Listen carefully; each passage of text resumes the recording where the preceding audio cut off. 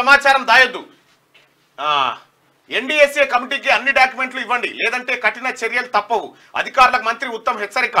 జలసౌదాలో committee సభ్యులతో meeting, బ్యారేజీ పనికొస్తుందో లేదో తేల్చండి, వీలైనంత త్వరగా మధ్యంతర రిపోర్ట్ ఇవ్వండి, నిర్మాణ సంస్థ లోపాలుంటే చర్యలు తీసుకుంటామని వెల్లడి. ఇవాళ రేపు 3 బ్యారేజీలను పరిశీలించనున్న కమిటీ అంటూ ఒక వార్తను చూస్తాను. మేడిగడ్డపై సమాచారం దాచివేయొద్దు అని రాష్ట్ర ప్రభుత్వం క్లియర్గా అధికారులకు ఇచ్చింది.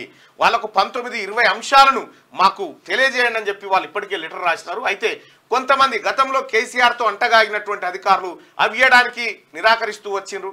2019 నుంచి ఇప్పటి వరకు అదే జరుపుకుంటూ వచ్చింది. కానీ ఇప్పుడు భారీ నీటిపారుదల శాఖ మంత్రిగా ఉన్నటువంటి ఉత్తమ్ కుమార్ రెడ్డి గారు క్లియర్గా అధికారులకు ఆదేశాలు జారీ చేసి ఏ ఒక్క డాక్యుమెంట్ మిస్ కాకుండా అధికారులకు అందజేయండి, వాళ్ళు ఇచ్చే నివేదిక అవసరము, దాంట్లో శాంటిటీ ఉండాలి, దానివల్ల రాష్ట్ర ప్రజలకు మంచి జరగాలి, ఒక నిర్ణయాత్మకమైనటువంటి నిర్ణయం జరగాలి అనేటువంటి ఒక మాటతోటి ఆయన ఇది చెప్పడం జరిగింది. ఇక ఇదే కేసీఆర్ కేటీఆర్ వీళ్ళంతా ఏమంటారు, ఇంత పైరొత్తే ఇంత బూడ్చి సాఫ్ చేసి అస్తర్కారు చేసి ఏందే ఇదే అని అంటారు. మళ్ళా గుల్తే ఎవడు నీ అయ్య కడతాడు.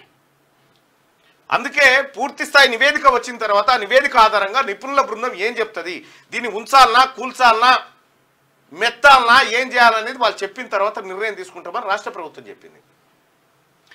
మేడిగడ్డ బ్యారేజీపై ఎలాంటి సమాచారం దాయొద్దని అధికారులను ఇరిగేషన్ శాఖ మంత్రి ఉత్తమ్ కుమార్ రెడ్డి ఆదేశించారు. మేడిగడ్డ బ్యారేజీపై స్టడీకి నేషనల్ డ్యామ్ సేఫ్టీ అథారిటీ ఏర్పాటు చేసిన ఎక్స్పర్ట్ కమిటీకి కావాల్సిన సమాచారం ఇవ్వండి, ఆ కమిటీకి అన్ని డాక్యుమెంట్లు అప్పగించండి, ఎలాంటి చిన్న సమాచారం దాయొద్దు, అలా చేస్తే కఠిన చర్యలు తప్పవని హెచ్చరించారు. బుధవారం జలసౌదాలో ఎన్డీఎస్ఏ నిపుణుల కమిటీ సమావేశం జరిగింది. ఇందులో కమిటీ చైర్మన్ చంద్రశేఖర్ అయ్యార్, మంత్రి ఉత్తమ్ అధికారులు పాల్గొన్నారు. ఈ సందర్భంగా అధికారులు మేడిగడ్డపై పవర్ పాయింట్ ప్రెజెంటేషన్ ఇచ్చి బ్యారేజీ వివరాలను కమిటీకి వివరించారు. సమావేశం అనంతరం ఉత్తమ్ మీడియాతో మాట్లాడారు. మేడిగడ్డపై వీలంత త్వరగా రిపోర్ట్ ఇవ్వాలని కమిటీని కోరినట్టు ఆయన తెలిపారు. అవసరమైతే ప్రపంచంలోనే అత్యాధునిక టెక్నాలజీని వాడుకొని ఖచ్చితత్వంతో రిపోర్ట్ ఇవ్వాలని సూచించినట్టు చెప్పారు. కమిటీకి అన్ని విధాలుగా సహాయ సహకారాలు అందిస్తామని ఆయన కమిటీ సభ్యులతో బుధవారం జలసౌదాలో భేటీ అయిన సందర్భంగా ఆయన సూచనలు చేయడం జరిగింది, నివేదిక కోరడం జరిగింది. సో వాళ్ళు ఇచ్చేటువంటి నివేదిక ఆధారంగా చర్యలు ఉండబోతా ఉన్నాయి.